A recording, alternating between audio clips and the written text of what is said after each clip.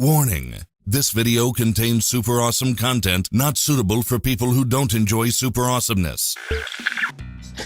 Hello movie lovers and movie fans all across the world, welcome back to the channel with me, actor, writer, and director Kenny K. And welcome to another top 10 video, this time featuring the topic of the top 10 biggest jerks in movies and TV. Now, as a big film buff, I find that some of the worst characters from some of my favorite films range all the way from family movies to sci-fi and even fantasy films. I guess no matter what genre the story is, there's always that horrible person to deal with. So I decided to make this video to showcase just who I want to punch in the face every time I see them on screen, and to see if you guys feel the same way about them. But before we begin, be sure to hit the like, subscribe, and notification bell down below. It'll only take you 2 seconds. There's going to be plenty of more top 10 videos to come. And don't forget to check out the description below for a link to the Patreon where you can get access to a free poll to help decide what I watch and react to next for the first time. And while you're down there, don't forget to check out the social media links leading you to the artwork in the back painted by yours truly. Huh, look at that. I made a painting or two of an on-screen jerk. So let's begin, but of course spoilers if you have not seen any of these films already, so let's start off with our first horrible person. Look what you did, you little jerk! So the first horrible person I want to bring up is the character of Uncle Frank from the first 2 Home Alone movies. Directed by Chris Columbus, starring Macaulay Culkin. Now, Uncle Frank is played by actor Jerry Baman. And what's funny is, aside from the first 2 Home Alone movies, I really don't think I've seen this actor in anything else. But even so, he'll probably always be known for the character of Uncle Frank just because of how horrible he is in the film. And it's not even just his nephew that he's a jerk to. The man doesn't even bother to chip in for the dozen boxes of pizza that the whole family is about to devour. Oh, it's my brother's house. He'll take care of it. Frank, you got some money, don't you? Come on. Traveler's check. I mean, the guy treats nickels like they're manhole covers, and he always has some sort of snide comments to say. If it makes you feel any better, I forgot my reading glasses. And to make things even worse, he even tries to steal silverware and champagne flutes from the plane. Put them in your purse. Frank, Put them. Just put them in your purse. Now, Macaulay Culkin's character, Kevin, is seen as the black sheep of the family, the outcast who always gets the short end of the stick and thrown under the bus. And the movie makes a point of this during his character development, seeing just how he's treated by the rest of the family. But I feel like Uncle Frank himself is so horrible, he alone could be the reason why Kevin has a chip on his shoulder. There's even a deleted scene from the first film where he does this to Kevin. You know what they're going to call you in France, don't you, huh? No. Yank! But what bothers me about this character is we never really see karma catch up to him, unlike this next jerk.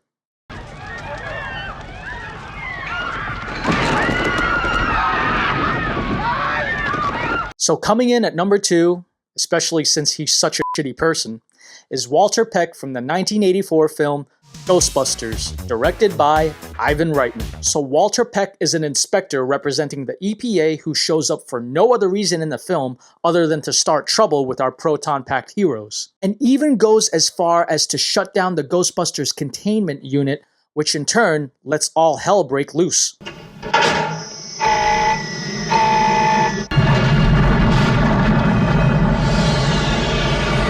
Now, the character is played by actor William Atherton, who plays the role so well, he's actually been known to receive hate mail and death threats throughout his career. And Walter Peck is so popular to hate, his character was actually reprised in Ghostbusters Frozen Empire, as well as the old Ghostbusters animated series. Look at them, Callahan. They think they're big heroes. Did I tell you how they made me look like a fool and cost me my job? And actor William Atherton would go on to be typecast as a jerk in many more future films of his career, especially the first 2 Die Hard films. But speaking of the future, let's travel in time to the next biggest jerk. Hey, McFly! Yeah, I've seen you around.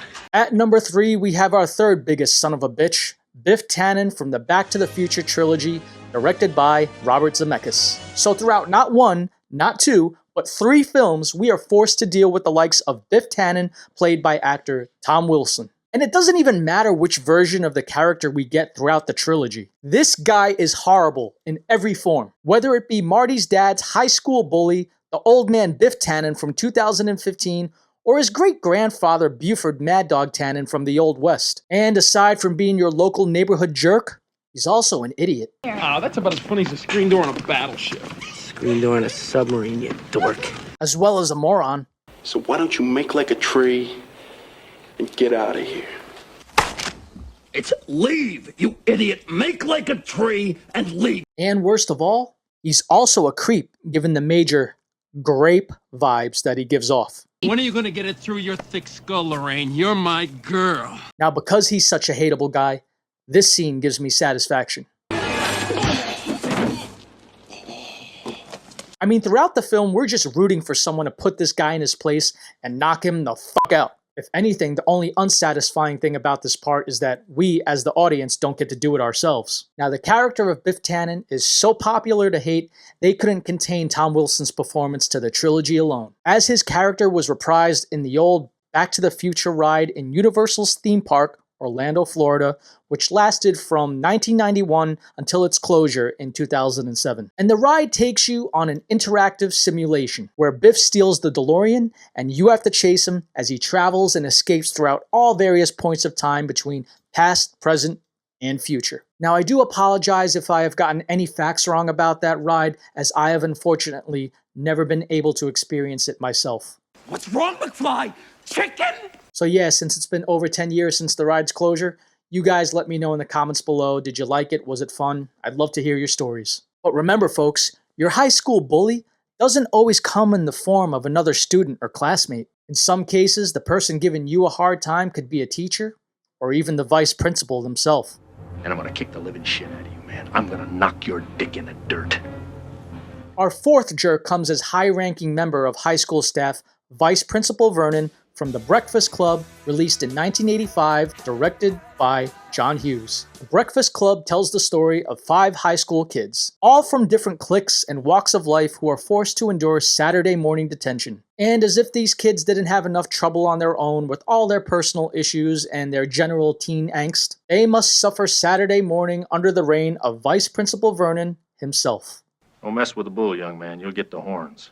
Now, being that they're just teenage kids, of course, they might still have a thing to learn or two about life, especially with Judd Nelson's character as Bender being a bit of a bully himself. But they are just regular, normal, everyday teenage kids with young minds, suffering from the everyday pressures of high school life and personal issues at home. And getting lectures like this from Vernon clearly isn't the answer.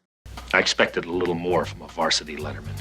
You really think I give a shit? Another. Shut up, Pee-wee. Now, once again, we have an actor whose performance was so impactful, it was reprised in the 2001 spoof film, Not Another Teen Movie. Don't mess with a bull, young man. You'll get the horns. I'm shaking. You just got another. What I both like and hate about this character is that we can relate, as we all had that one teacher or principal that had it out for us for no reason. And they would go around acting like their shit don't stink, taking their job too seriously. I'm a man of respect around here. They love me around here. I'm a swell guy. Attacking us with unnecessary insults towards our young self-esteem. Watch your tongue, young man. Watch it. And it's people like that that you wished would just slip and fall every day on their way to work.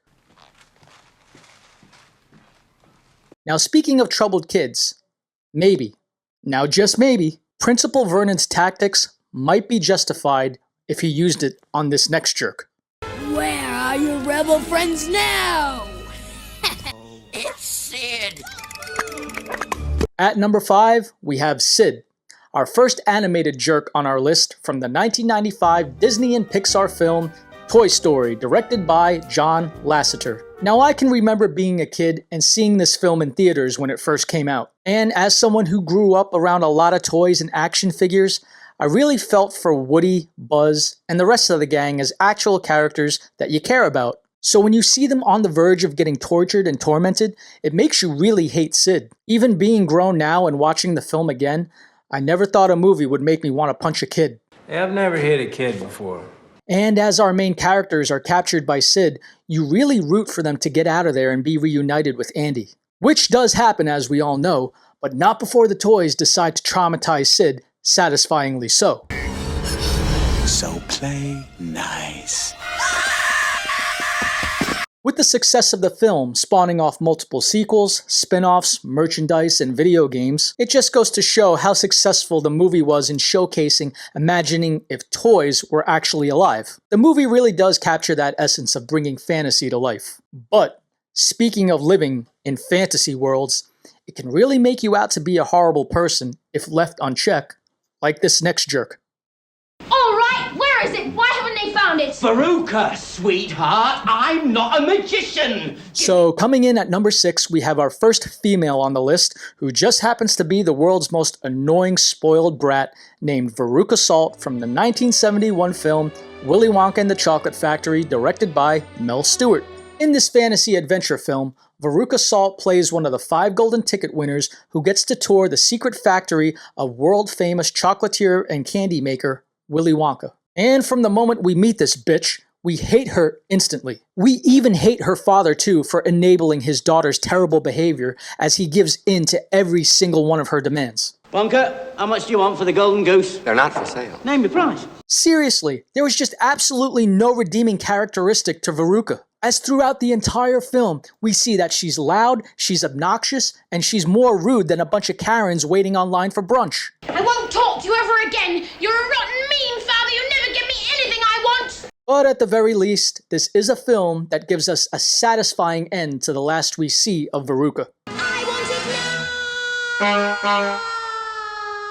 Now, as we all know, this film would go on to be remade in the 2005 Tim Burton film, Charlie and the Chocolate Factory. But don't worry, I'm not going to talk about that movie. Instead, I want to bring up the next jerk who happens to be from a Tim Burton film. Stay away from her, okay? I mean it. You can't touch anything without destroying it. Who the hell do you think you are? You've been hanging around here anyway, huh? Now remember earlier in this list, we talk about the kids from the Breakfast Club? Well, wouldn't you know it, as the smallest one in that group would grow up to be the spitting image of your typical high school jock, as Michael Anthony Hall would play the character of Jim in the 1990 film Edward Scissorhands, directed by Tim Burton. Now Jim marks as number 7 on our list of jerks. And you get this spitting image of Letterman sweater, tough guy, football type of jock, who also just happens to have it out for the new goth kid in town. Now if Jim wasn't horrible enough, he plans to steal from his own family by manipulating Edward into helping him out. And of course, the plan doesn't work out as the alarm is triggered and the cops show up, leaving poor Edward to take the blame for it. And you really just grow to hate Jim more and more throughout the film, to be honest. And of course, it's pretty satisfying to watch as we see innocent Edward dispatch of him by obvious means.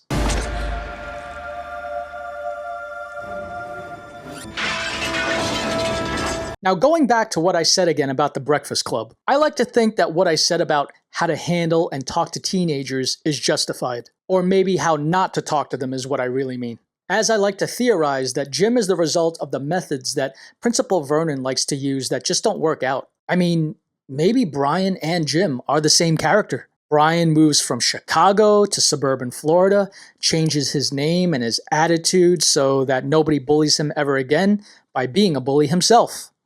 Oh my God, that makes so much sense. You know, I feel like I've spent so much time talking about jerks from high school and our teenage days to jerks within our own families that I forgot that I should mention one of the most common places that we find that horrible person that we despise. And that would be our place of employment.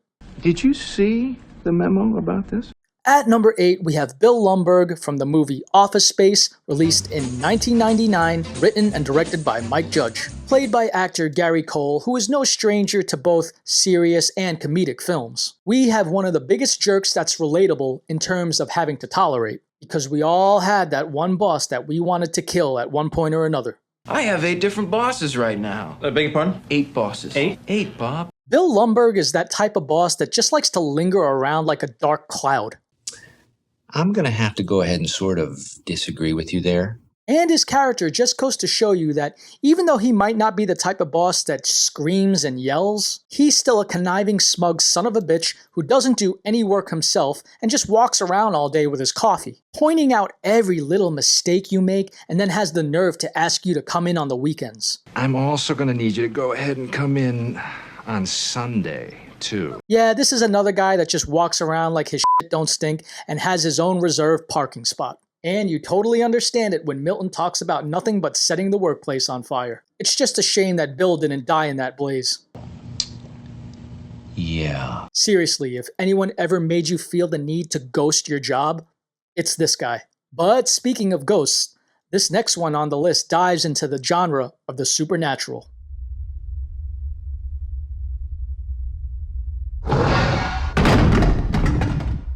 Now at number 9, you may think I'm listing the demon from the film Paranormal Activity as the jerk, but actually, that's not the case. Released in 2007, directed by Oren Peli, Paranormal Activity is a found footage horror movie that tells the story of couple Katie Featherston and Mika Sloat. And throughout the film, things get worse and worse as the couple deals with a strange demonic presence in the house. But is the true villain of this film the demon itself? Or is the character of Mika the true antagonist? As throughout the film, we see Mika do exactly what the paranormal expert told them not to do. If you do pick up a board and try to play games with it, and that's opening the door, inviting it in. Between verbally antagonizing the demon out loud and then breaking out a Ouija board to mess with things he doesn't understand, which in turn is creating all this negative energy that the demon is feeding off of, growing more and more powerful in order to get Katie in the end. So if there is something negative going on here, it will help spur on the haunting. Mika is quite the toxic boyfriend in this film. I'm trying to solve the problem here. I didn't bring that thing into the house. Don't do me. You did. Oh. And he's more occupied with being fascinated with the demon instead of the well-being of his girlfriend instead. Well, hang out with your friend upstairs. I'll be down here. Shut up! Which surely makes him one of the biggest jerks in my book, as his actions can get you killed. And since we're on the subject of jerks that are so bad they can get you killed, let's move on to this next and final jerk on our list. Veal Parmesan sandwich. Fuck you. At number 10's biggest jerk, we have actor David Proval in the role of Richie Aprile from the hit TV drama The Sopranos, created by David Chase. Now, Richie Aprile is a character introduced in season 2 of the series after serving a 10-year prison sentence. And right away, in his first scene, we see just how entitled, brutal, impulsive, and sadistic he can be. And throughout his time in the series, he's a constant pain in the ass to Tony. When's the last time you gave a fuck about anybody with Richie Aprile? And when watching the show, you really do empathize with Tony as you see all the stress that Richie puts him through. Between going behind his back to Uncle Junior, to starting a fight at the prestigious executive game, and even getting it in with Tony's sister. Now for those of you new to the channel, believe it or not, my typecast as an actor is a gangster and a thug. Get the fuck out of here. Albeit an Asian one who usually rolls with the Yakuza or the Triads. And in order to portray a truthful character on screen, I watch a lot of documentaries and I do a lot of research on real-life gangsters, organized crime, and criminal psychology. And it could be the Italians, the Japanese, the Russians, the Irish, whatever. One thing I always find in common is that gangsters like Richie Aprile never last long. And I know when you watch these gangster films and shows, it seems like the craziest, most unhinged dude is the most toughest and most feared. But that doesn't necessarily make them a successful gangster, as they almost never make it to the end. I mean, think about it. There's a reason this character only appeared in one season. And don't even take my word for it. There's tons of channels of ex-mobsters right here on YouTube who will talk about guys like Richie Aprile who will get killed on the street long before they serve a prison sentence. So it turns out that gangs and criminals don't like jerks either. How about that? In all seriousness, I want to remind you all that as an actor myself, if these guys brought you to life in any way where you really feel hatred towards them, that's just the talent of a very skilled actor. To make you feel the way the script wants you to feel about them. Villains, bad guys, and jerks are all just characters to help move the narrative along. And at the end of the day, these jerks are just actors and performers who are most likely nothing like their on-screen counterparts. I mean, just look at one of the characters I play on screen.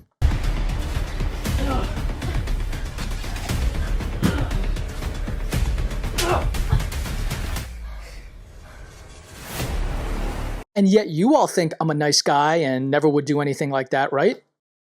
Right? Well, folks, that's going to be a wrap on my list of top 10 biggest jerks in movies and TV. I hope you all enjoyed the video. Let me know if you agree or disagree with my picks, and let me know if I missed any other on-screen horrible people, and I might just have to make another top 10 video. Remember to hit the like, subscribe, and notification bell below so you know when the next top 10 video goes live. Vote for free on Patreon with the link in the description below for the next film that I should watch and react to for the first time. And one more thing. Is it true what they say about Walter Peck? Yes, it's true. This man has no dick. Jesus! Hey,